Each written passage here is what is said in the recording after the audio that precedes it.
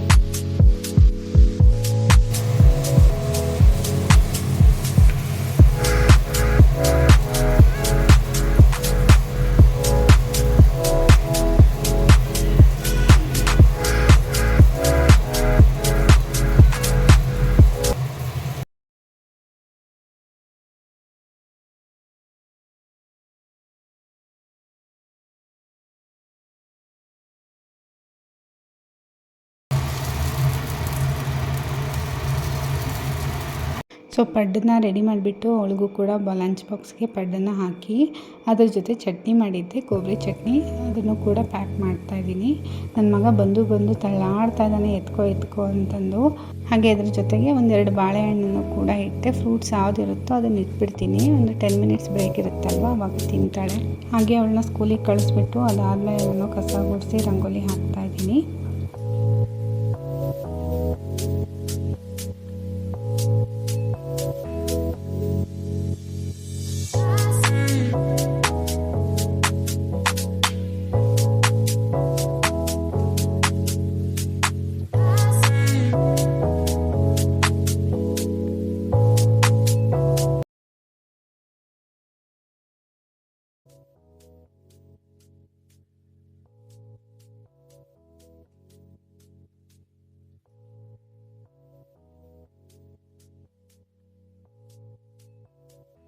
ಹಾಗೆ ಗಿಡದಲ್ಲಿ ದಾಸವಾಳ ಹೂ ಬಿಟ್ಟಿತ್ತು. 2 ಗಿಡದಲ್ಲೂ ಕೂಡ 2 ಹೂ ಬಿಟ್ಟಿತ್ತು. ತುಂಬಾ ಖುಷಿ ಆಗುತ್ತೆ ನಮ್ಮ ಗಿಡದಲ್ಲಿ ಹೂ ಬಿಡ್ತು ಅಂದರೆ. ಅದನ್ನು ತೆಗೆದುಬಿಟ್ಟು ದೇವ್ರಿಗೆ ಮುಡ್ಸೋದಂತೂ ತುಂಬಾ ಖುಷಿ ಅನಿಸುತ್ತೆ.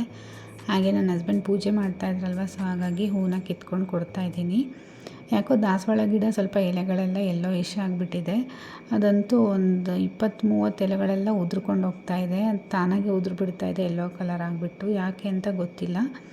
ಸೊ ಹಬ್ಬಕ್ಕೆ ಬಾಳೆಹಣ್ಣು ನಾವು ಕೂಡ ಜಾಸ್ತಿ ತಂದಿರ್ತೀವಿ. ಹಾಗೆ ಹುಡುಗಿಗೂ ಕೂಡ ತುಂಬಾ ಬಾಳೆಹಣ್ಣು ಬಂದಿರುತ್ತಲ್ವ, ಅದರಲ್ಲಿ ಕೆಲವೊಂದು ಬಾಳೆಹಣ್ಣುಗಳಂತೂ ಫುಲ್ಲು ಸ್ಮ್ಯಾಶ್ ಆಗೋ ಥರ ಆಗಿಬಿಟ್ಟಿತ್ತು, ಒಂಥರ ವಾಸನೆ ಬಂದಿರೋ ಥರ ಆಗಿಬಿಟ್ಟಿತ್ತು. ಸೊ ಚೆಲ್ಲೋಣ ಅಂತ ಅಂದ್ಕೊಂಡೆ. ನನ್ನ ಹಸ್ಬೆಂಡು ಯಾಕೆ ಚೆಲ್ತೀಯಾ, ಅದನ್ನು ನೀರಲ್ಲಿ ಹಾಕ್ಬಿಟ್ಟು ಗಿಡಗಳಿಗೆ ಹಾಕು, ಚೆನ್ನಾಗಿ ಬೆಳೆಯುತ್ತೆ ಗಿಡಗಳು ಅಂತ ಹೇಳಿದ್ರು. ಸೊ ಅವಾಗ ಫ್ಲ್ಯಾಶ್ ಆಯಿತು, ಹೌದಲ್ವಾ ಅಂತಂದು ನೈಟೇ ಸಿಪ್ಪೆನೆಲ್ಲ ಅದಾದಮೇಲೆ ಬಾಳೆಹಣ್ಣನ್ನು ಕೂಡ ಅದ್ರ ಜೊತೆಗೆ ನೆನೆ ಇಟ್ಟಿದ್ದೆ. ಅದು ಸ್ವಲ್ಪ ಚೆನ್ನಾಗಿ ನೆಂದ ಮೇಲೆ ಅದನ್ನು ಗಿಡಗಳಿಗೆ ಹಾಕಿದ್ದೀನಿ. ಹಾಗೆ ಮನೆಯಲ್ಲಿ ಏನಾದರೂ ಒಂದು ಕೆಲಸ ಇದ್ದೇ ಇರುತ್ತಲ್ವ, ಹೌಸ್ ವೈಫ್ ಅಂತಂದರೆ ಬರೀ ಮನೆ ಕೆಲಸ ಮಾಡೋದು, ಅಡುಗೆ ಮಾಡೋದು, ಪಾತ್ರೆ ತೊಳೆಯೋದು, ಇದೇ ಕೆಲಸ. ಎಷ್ಟು ಕೆಲಸ ಮಾಡಿದ್ರೂ ಮುಗಿಯೋದೇ ಇಲ್ಲ. ಬಟ್ ನೋಡೋರಿಗೆ ನಾವೇನು ಕೆಲಸ ಮಾಡಲ್ಲ ಅನ್ನೋ ಥರನೇ ಇರುತ್ತೆ. ಅವಳಿಗೇನು ಆರಾಮಾಗಿದ್ದಾಳೆ ಮನೆಯಲ್ಲಿ, ಏನು ಅಡುಗೆ ಮಾಡ್ತಾಳೆ, ಮನೆ ಕೆಲಸ ಮಾಡ್ತಾಳೆ ಅಷ್ಟೇ ತಾನೇ, ಅದೇನು ದೊಡ್ಡ ಕೆಲಸನಾ ಅಂತಲೇ ಹೇಳ್ತಾರೆ. ಅದಾದಮೇಲೆ ನನ್ನ ಹಸ್ಬೆಂಡು ಪೂಜೆ ಮಾಡಿ ರೆಡಿಯಾಗಿ ಬಂದರು. ಅವ್ರಿಗೂ ಕೂಡ ಬ್ರೇಕ್ಫಾಸ್ಟನ್ನು ಹಾಕ್ಕೊಟ್ಟೆ. ಅಷ್ಟರಲ್ಲಿ ನನ್ನ ಮಗ ಎದ್ದ. ಇವತ್ತೊಂದು ಸ್ವಲ್ಪ ಲೇಟಾಗೇ ಎದ್ದ. ಸೊ ಹಾಗಾಗಿ ನನಗೂ ಸ್ವಲ್ಪ ಕೆಲಸಗಳು ಮಾಡ್ಕೊಳ್ಳೋದಕ್ಕೆ ಚೆನ್ನಾಗಾಯಿತು. ಒಂದೊಂದು ಸಲ 7 ಗಂಟೆಗೆ ಎದ್ದಿರ್ತಾನೆ ನನ್ನ ಜೊತೆಗೇ, ಒಂದೊಂದು ಸಲ ಲೇಟಾಗಿ ಎದ್ದೇಳ್ತಾನೆ. ಈ ಥರ 9 ಗಂಟೆ ಹಂಗೆ ಎದ್ಬಿಡ್ತಾನೆ. ಅವನಿಗೆ ಎದ್ದ ತಕ್ಷಣವೇ ವಾಶ್ರೂಮಿಗೆ ಕರ್ಕೊಂಡು ಹೋಗ್ಬಿಡ್ತೀನಿ. ಇಲ್ಲ ಅಂತಂದರೆ ತುಂಬಾ ಅರ್ಜೆಂಟ್ ಮಾಡ್ಕೊಂಡಿರ್ತೀನಿ, ನೈಟೆಲ್ಲ ಮಾಡಿರಲ್ವಲ್ಲ. ಹಾಗಾಗಿ ಬೆಳಗ್ಗೆ ಎದ್ದ ತಕ್ಷಣ ಫಸ್ಟ್ ವಾಶ್ರೂಮಿಗೆ ಕರ್ಕೊಂಡು ಹೋಗಿ ಆಮೇಲೆ ಬ್ರಷ್ ಮಾಡಿಸ್ತಾ ಇದ್ದೀನಿ.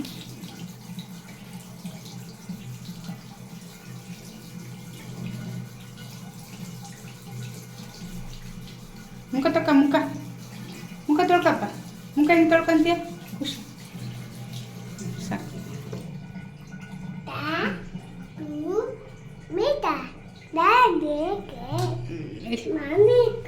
ನಡಿ ಮುಖ ಒರೆಸ್ತೀನಿ ನೋಡಿ. ನಡಿ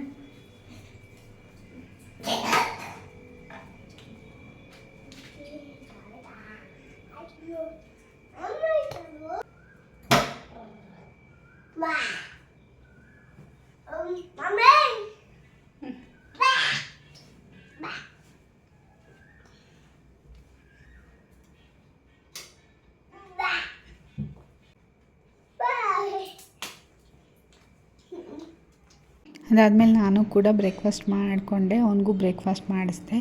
ಅದಾದಮೇಲೆ ಕಾಫಿನ ಕುಡಿತಾ ಇದ್ದೀನಿ. ಹಾಗೆ ಪಕ್ಕದ ಮನೆ ಆಂಟಿ ಮೊನ್ನೆ ಪಾಯಸ ಕೊಟ್ಟಿದ್ರು, ಸೊ ಅವ್ರದ್ದೊಂದು ಬಾಕ್ಸ್ ಇತ್ತು, ಸೊ ಅವ್ರಿಗೂ ಕೂಡ ಬಿಸಿ ಬಿಸಿ ಪಡ್ಡನ್ನು ಹಾಕ್ಕೊಡ್ತಾ ಇದ್ದೀನಿ. ಹಾಗೆ ಪಾತ್ರೆಗಳನ್ನು ಕೂಡ ಒಂದೊಂದಾಗಿ ಎತ್ತಿಟ್ಕೊತಾ ಇದ್ದೀನಿ. ನನ್ನ ಮಗ ನಾನೆಲ್ಲ ಎತ್ತಿಡ್ತೀನಿ, ತೊಗೊಂಡೋಗಿ ಆಟ ಆಡ್ತಾನೆ. ಅದು ದೊಡ್ಡ ದೊಡ್ಡ ಪಾತ್ರೆಗಳನ್ನೇ ತೊಗೊಂಡೋಗಿ ಆಟ ಆಡ್ತಾ ಇರ್ತಾನೆ. ಹಾಗೆ ಈ ಕಾಫಿ ಕಪ್ಗಳನ್ನು ಕಿಚನಲ್ಲೇ ಗ್ರೋಸರಿ ಇಡೋ ಜಾಗದಲ್ಲಿ ಇಟ್ಟಿದ್ದೆ. ಅದು ಅಷ್ಟೊಂದು ಚೆನ್ನಾಗೂ ಕಾಣ್ತಾ ಇರಲಿಲ್ಲ, ಇರಲಿ ಅಲ್ಲೇ ಹತ್ತಿರದಲ್ಲಿ ಅನ್ನೋದಕ್ಕೋಸ್ಕರ ಇಟ್ಕೊಂಡಿದ್ದೆ. ಯಾಕೋ ಬೇಡ ಅನ್ನಿಸ್ತು. ಕ್ರಾಕರಿ ಒಂದು ಕಡೆ ಇದ್ಬಿಡಲಿ, ಯಾಕಂದರೆ ಏನಾದರೂ ನಾವು ಗ್ರೋಸರಿ ತೊಗೊಳೋದಕ್ಕೆ ಹೋದಾಗ ಬಿಟ್ಟು ಒಡೆದೋಗ್ಬಿಟ್ರೆ ಇದಕ್ಕೆ ಬೇಕು ಅಂತಂದು ನಾನು ಎಲ್ಲ ಕ್ರಾಕರಿ ಯೂನಿಟಲ್ಲೇ ಇಡ್ತಾಯಿದ್ದೀನಿ. ಇವಾಗ ಲಾಸ್ಟ್ ಟೈಮ್ ಎಲ್ಲ ಸೆಟ್ ಮಾಡಿದ್ದೆ ಎಲ್ಲ ಕ್ಲೀನ್ ಮಾಡಿದಾಗ, ಸೊ ಹಾಗಾಗಿ ಅದನ್ನ ಅಲ್ಲೇ ಸೆಟ್ ಮಾಡಿಬಿಟ್ಟಿದ್ದೀನಿ ಇವಾಗ. ಹಾಗೆ ಯಾಕೋ ಸ್ವಲ್ಪ ಮಳೆ ಮೋಡ ಆದಂಗಿತ್ತು, ಅದಕ್ಕೋಸ್ಕರ ಬೇಗ ಪಾತ್ರೆಗಳನ್ನ ತೊಳ್ಕೊಂಬಿಡೋಣ ಅಂತ. ಮಳೆ ಬಂದರೆ ಇಲ್ಲೆಲ್ಲ ಸಿಡಿಯುತ್ತೆ, ಸೊ ಹಾಗಾಗಿ ಪಾತ್ರೆಗಳನ್ನ ತೊಳೆಯೋದಕ್ಕೆ ಆಗಲ್ಲ. ಸೊ ಫಸ್ಟು ಒಂದು ಸ್ವಲ್ಪ ಪಾತ್ರೆಗಳಿತ್ತು, ಅದನ್ನು ತೊಳ್ಕೊಂಬಿಟ್ರೆ ಆಯಿತು ಅಂತಂದು ತೊಳಿತಾ ಇದ್ದೆ. ನಾವು ಡಸ್ಟ್ಬಿನ್ನ ಹೊರಗಡೆನೇ ಇಡ್ತೀನಿ. ಹಾಗೆ ಹಸಿ ಕಸ ಅಲ್ವಾ ಇದು, ಅದರೊಳಗಡೆ ಎಲ್ಲ ನೀರು ಹೋಗ್ಬಿಟ್ಟು ಒಂಥರ ಸ್ಮೆಲ್ ಆಗಿಬಿಟ್ಟಿತ್ತು. ಸೊ ತೊಳೆದೇ ಇರಲಿಲ್ಲ ಒಂದು 2 ಡೇಸಿಂದ. ನೆನ್ನೆ ಮಳೆ ಬಂದೆಲ್ಲ ಹಸಿ ಆಗಿತ್ತು ಅಂತ ಅದನ್ನು ಕೂಡ ಕ್ಲೀನ್ ಮಾಡ್ಕೊತಾ ಇದ್ದೀನಿ. ಸೊ ಬಾಲ್ಕನಿನೂ ಕ್ಲೀನ್ ಮಾಡಿ ಆಲ್ರೆಡಿ 1 ಮಂತ್ 2 ಮಂತ್ಸೇ ಆಯಿತು ಕ್ಲೀನ್ ಮಾಡಿಬಿಟ್ಟು. ನೋಡ್ತಾ ಇರ್ಬೋದು ಎಲೆಗಳೆಲ್ಲ ಬಿದ್ದು ಗಲೀಜಾಗಿಬಿಟ್ಟಿದೆ. ಫಸ್ಟು ಡ್ರೈ ಕಸ ಎಲ್ಲ ಎತ್ತಾಕ್ಬಿಡೋಣ ಅಂತ ಅಂದ್ಕೊಂಡಿದ್ದೀನಿ. ಹಾಗೆ ಗಿಡದಲ್ಲಿರೋಂಥ ಯೆಲ್ಲೋ ಕಲರ್ ಎಲೆಗಳನ್ನೆಲ್ಲ ತೆಗೆದ್ಬಿಟ್ರೆ ಅದು ಕೆಳಗಡೆ ಬೀಳಲ್ಲ ಮತ್ತು ಕಸ ಆಗಲ್ಲ ಅಂತ ತೆಗಿತಾ ಇದ್ದೀನಿ. ಯಾಕೋ ಏನೋ ಇದು ಎಷ್ಟು ಚೆನ್ನಾಗಿ ಬರ್ತಾಯಿತ್ತು, ಸಡನ್ನಾಗಿ ಎಲ್ಲ ಎಲೆಗಳೆಲ್ಲ ಹಣ್ಣಾಗ್ತಾ ಇದೆ. ಒಂಥರ ಡಲ್ ಆಗಿಬಿಟ್ಟಿದೆ ಗಿಡ, ಯಾಕಂತ ಗೊತ್ತಿಲ್ಲ. ಸ್ವಲ್ಪ ಗೊಬ್ಬರನೂ ಹಾಕಬೇಕು, ಹಾಕಿ ನೋಡಬೇಕು ಅದೇನಾದರೂ ಗೊಬ್ಬರ ಏನಾದರೂ ಕಡಿಮೆ ಆಗಿದೆನೋ ಏನೋ ಅಂತ. ಎಲ್ಲ ಕಸಗಳನ್ನೆಲ್ಲ ಎತ್ತಿ ಹಾಕ್ತಾಯಿದ್ದೀನಿ ಫಸ್ಟು. ಮಳೆಯೆಲ್ಲ ಬಂದು ತುಂಬಾ ಗಲೀಜಾಗಿಬಿಟ್ಟಿತ್ತು ಬಾಲ್ಕನಿ. ಸೊ ಹಾಗಾಗಿ ಯುಟಿಲಿಟಿನೂ ಸೇರಿಸ್ಬಿಟ್ಟು ಎಲ್ಲ ಕ್ಲೀನ್ ಮಾಡಿಬಿಡೋಣ ಅಂತಂದು ಎಲ್ಲ ಕಸ ಎಲ್ಲ ಬಿದ್ದುಬಿಟ್ಟು ಯುಟಿಲಿಟಿ ಎಲ್ಲೋ ಗಲೀಜಾಗಿಬಿಟ್ಟಿತ್ತು. ಹಾಗಾಗಿ ಇದನ್ನಷ್ಟೇ ಜಸ್ಟ್ ನೀರಿಂದ ವಾಶ್ ಮಾಡಿದೆ. ಯುಟಿಲಿಟಿನ ಸೋಪೆಲ್ಲ ಹಾಕ್ಬಿಟ್ಟು ನೀಟಾಗಿ ವಾಶ್ ಮಾಡಿಕೊಂಡೆ.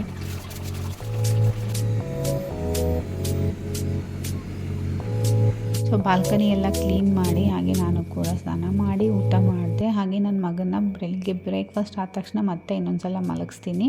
ಸೊ ಅವನು ಕೂಡ ಮಲ್ಕೊಂಡೆ ಎದ್ದ, ನನ್ನ ಕೆಲಸ ಎಲ್ಲ ಆದಮೇಲೆ ಎದ್ದ.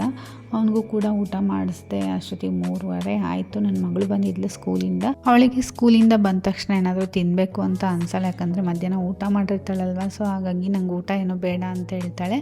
ಹಾಗಾಗಿ ಏನಾದರೂ ಮಿಲ್ಕ್ ಶೇಕ್ ಮಾಡಿಕೊಡ್ತೀನಿ, ಇಲ್ಲ ಅಂತಂದರೆ ಬೇರೆ ಏನಾದರೂ ಸ್ನ್ಯಾಕ್ಸ್ ಮಾಡಿಕೊಡ್ತಾ ಇರ್ತೀನಿ. ಸೊ ಜಾಸ್ತಿ ಅಂದರೆ ನಾನು ಜ್ಯೂಸು ಮಿಲ್ಕ್ ಶೇಕೇ ಮಾಡಿಕೊಡೋದು, ಯಾಕಂದರೆ ಹಣ್ಣುಗಳಂತೂ ತುಂಬ ಇರುತ್ತೆ, ಹಂಗೆ ತಿನ್ನು ಅಂದರೆ ತಿನ್ನೋದೇ ಇಲ್ಲ. ಹಾಗಾಗಿ ಜ್ಯೂಸು ಮಿಲ್ಕ್ ಶೇಕ್ ಮಾಡಿದರೆ ಬೇಗ ಖಾಲಿ ಆಗುತ್ತೆ. ಅಟ್ಲೀಸ್ಟ್ ಹಂಗಾದರೂ ತಿಂತಾಳೆ ಕುಡಿತಾಳೆ ಅನ್ನೋದಕ್ಕೋಸ್ಕರ ಫಸ್ಟು ಮಿಲ್ಕ್ ಶೇಕು ಇಲ್ಲ ಜ್ಯೂಸು ಮಾಡಿಕೊಟ್ಬಿಡ್ತೀನಿ ಬಂದ ತಕ್ಷಣ. ಅದಾದಮೇಲೆ ಮತ್ತೆ ಒಂದು 6 o'clock ಹಂಗೆ ಅವಳಿಗೆ ಏನು ಬೇಕು ಅದನ್ನು ಮಾಡಿಸ್ಕೊಂಡು ತಿಂತಾಳೆ. ಹಾಗೆ ಇವತ್ತಿನ ವಿಡಿಯೋನ ಮುಗಿಸ್ತಾ ಇದ್ದೀನಿ. Thank you.